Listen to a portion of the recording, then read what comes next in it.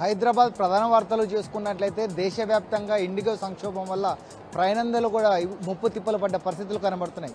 ముఖ్యంగా చూసుకున్నట్లయితే 6 రోజులుగా ఇబ్బందుల్లో భాగంగా శంషాబాద్ ఎయిర్పోర్ట్లో దాదాపు 112 ఫ్లైట్లను రద్దు చేస్తున్నట్టుగా ఇండిగో యాజమాన్యం చెప్పింది. దాంట్లో హైదరాబాద్ నుంచి వెళ్ళవలసిన 54 ఫ్లైట్లను, హైదరాబాద్కు రావాల్సిన 58 ఫ్లైట్లని, మొత్తానికి 112 ఫ్లైట్లను కూడా ఈరోజు రద్దు చేసినట్టుగా అధికారులు చెప్పారు. దాదాపు 6 రోజులుగా ప్రయాణికులు ఏదైతే ఫ్లైట్లను బుక్ చేసుకున్నారో దాన్ని క్యాన్సిలేషన్ చేసుకున్న రిఫండ్ను దాదాపు 610 కోట్ల రూపాయలను కూడా చెల్లింపులు చేశామని ఇండిగో యాజమాన్యం తెలిపింది.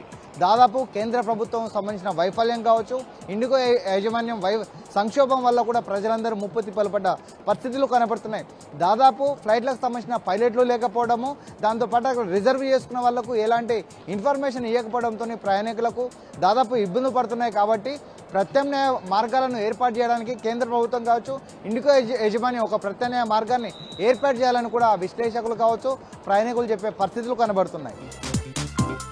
ఇక మరొక వార్త చూసుకున్నట్లయితే కూకట్పల్లి నియోజకవర్గంలో ఎమ్మెల్యే మాధవరం కృష్ణారావు బాలనగర్ డివిజన్లోని ఇంద్రానగర్ బస్తీల్లో అభివృద్ధి పనులు చేస్తుంటే ఐడిపిఆర్ అధికారులు అడ్డుకునే ప్రయత్నం చేశారు. దానికి స్థానికంగా ఉన్నటువంటి పోలీసులు అందరూ కూడా ఆ పనులు జరిపిన కూడా అడ్డుకోవడం ప్రయత్నించారు. దానిలో భాగంగా ఎమ్మెల్యే మాధవరం కృష్ణారావు దగ్గర ఉండి ఎవరు అడ్డం పడినా సరే ఖచ్చితంగా 300 మీటర్లకు సంబంధించిన అభివృద్ధి పనులు చేసి వాళ్లకు డ్రైనేజ్ వ్యవస్థను, మంచినీటి వ్యవస్థని, రోడ్లు వేశాము.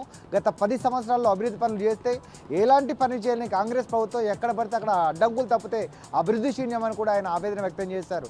ఈ సందర్భంగా ఎమ్మెల్యే మాధవరం కృష్ణారావు మాట్లాడుతూ 10 సంవత్సరాల్లో నియోజకవర్గంలోని ప్రతి కాలనీలో అభివృద్ధి చేశామని, దానిలో భాగంగా 60 సంవత్సరాల్లో లేని అభివృద్ధిని ఇంద్రానగర్ బస్తీ వాళ్లకు రోడ్లు, డ్రైనేజ్ లేచి కూడా అభివృద్ధి పలుకుతే దానికి అడ్డం పడుతుంది కాంగ్రెస్ ప్రభుత్వం. దాంతోపాటు ఐడిపిఎల్ అధికారులను కూడా చెప్పిన పరిస్థితులు కనబడుతున్నాయి.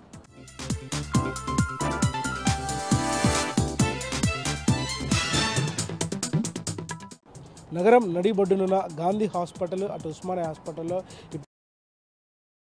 కూడా అక్కడికి వైద్యం చేసుకోవడానికి వస్తారు. మరి అటు నగరం చుట్టూ ఉన్న ప్రాంత ప్రజలు కూడా వైద్యం కోసం అటు గాంధీ ఉస్మానియాకి వస్తారు. కానీ ఈ గాంధీ ఉస్మానియా దవాఖానలో కుక్కల బెడద ఎక్కువైందన్నట్టు కూడా ఇప్పటికే ఆడ రోగులు ఆరోపిస్తున్నారు. ప్రధానంగా చూసుకుంటే ఆ కుక్కలు కూడా ప్రతి ఒక్క వార్డుకి హాస్పిటల్ కూడా స్వైర విహారం చేస్తున్నాయంటూ కూడా ఇప్పటికే రోగులు తీవ్రంగా మండిపడుతున్నారు. అటు ఉదయం సమయంలో కూడా ఆ కుక్కల గోస తప్పదా అనే విధంగా కూడా కనిపిస్తుంది. మరొక విధంగా చూసుకుంటే ఎవరైతే అక్కడ రోగులు ఉంటారో నైట్ టైం డ్యూటీ అయిపోయిన తర్వాత అటు హాస్పిటల్ పనిచేసే సిబ్బంది కానీ వాళ్ళందరూ వచ్చినప్పుడు కూడా కుక్కలు స్వైర విహారం చేసి వాళ్ళ ఎంబడిబడి కరుస్తున్నాయి అంటూ ఇప్పటికే వాళ్ళ ఆవేదన వ్యక్తం చెప్పినా కూడా డాక్టర్లు పట్టించుకున్న పాపన కూడా పోలేదు. అక్కడ మరి సిబ్బందికి చెప్పినా కానీ అటు అధికారులు చెప్పినా కానీ ఎన్నిసార్లు మొర్రపెట్టుకున్నా కూడా కుక్కల నియంత్రణ మాత్రం ఇప్పటికే ఎలాంటి చర్యలు తీసుకుంటలేరని కూడా వాళ్ళు తెలియజేస్తున్నారు. ఏదేమైనప్పుడు కూడా అధికారులు దానిపైన చర్యలు తీసుకొని వెంటనే త్వరితగతిన సమస్య పరిష్కరించాలని కూడా ఇప్పటికే రోగులు అటు